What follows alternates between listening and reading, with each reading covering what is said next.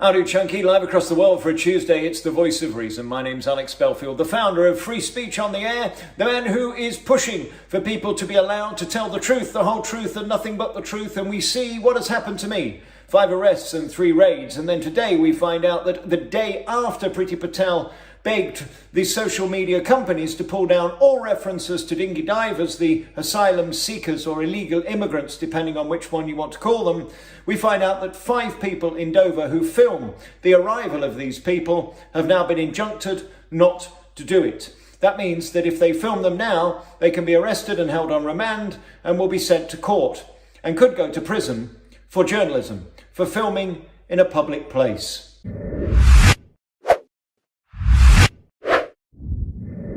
Howdy much. This is a really concerning story for a Tuesday. We saw this weekend the most extraordinary story that Priti Patel now is wanting to gag social media who put up videos of people who are coming across on the dinghies. We saw this week, didn't we, that there they are filming themselves on their tippy-tappies and then putting it up via 4G, via their phones that are expensive for the world to see on TikTok. Well, Priti Patel's reaction wasn't, why the fuck are these people on their phones in dinghies? I thought they were meant to be poor. No, it is right. Ban anybody from seeing it by getting social media companies to pull it down. Well, it goes a step worse now. We see that today that 5 different people in Dover that filmed the dinghy divers will now be prevented from doing so. An injunction was handed to them today that if they return to film, they will be arrested, will be charged, and will end up in front of a judge for what? Filming in a public place?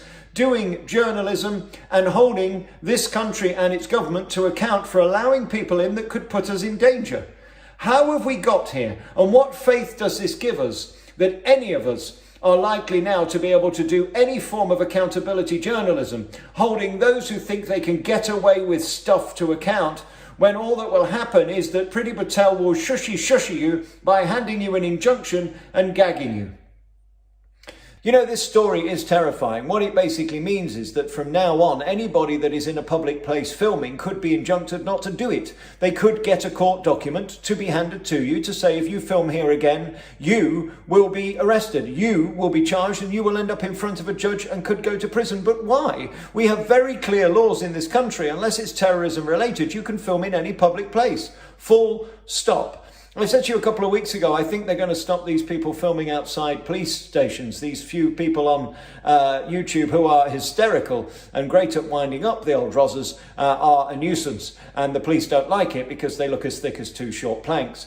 As Martin Swinscoe and the goons from Nottingham Police proved here on my cameras, they are not the sharpest tools in the shed. You could argue that the police mostly are a few cushions short of a 3-piece suite, but nevertheless have the power to arrest you, to gag you, to silence you, and in Martin's case, have you put in front of 3 very handsome tattooed men who want to poke around Uranus Horribilis to see whether there are any drugs stuck up there. In my case, unfortunately, there was just potpourri. Anyway, that wasn't why you called.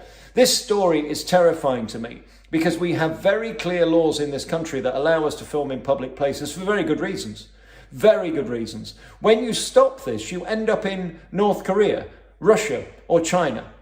You are preventing free speech, free journalism, and the ability for people to hold other people to account. Why wouldn't this government want us to know how many people are coming into this country? Why wouldn't they want these people to be allowed to put on the tippy-tappy exactly who's coming in on what boat on what day, when, why and where? Because do we trust that Prickstick Patel and Boris are going to tell us that already 4,000 people have come into this country via dinghies, escorted to the British borders by the French, and then we pick them up in RNLI boats? Or indeed, as the case last week, we asked for permission to go into France to pick them up to save them getting to the border of England and potentially falling in and drowning. Now, none of us want them to drown. What we want is for them to stop coming. And even greater than that, what we really want is for the people who are getting millions of pounds a year by extorting money out of these desperate people who want to dinghy dive across the Channel, the busiest boating lake in the world. Yes, if you're not hit by a P&O cruise liner, you might be hit by the Isle of Wight ferry. Yes, they're willing to take this risk to get here. Why? Why? Because we don't put them in barracks anymore. We put them in 4-star hotels, like the 91 hotels that we used last year. But if we don't know this, how are we going to ask any questions and hold these people to account? I think it's terrifying. I think it's anti-British. It's absolutely against all human rights and journalism and free press to prevent people filming in a public place.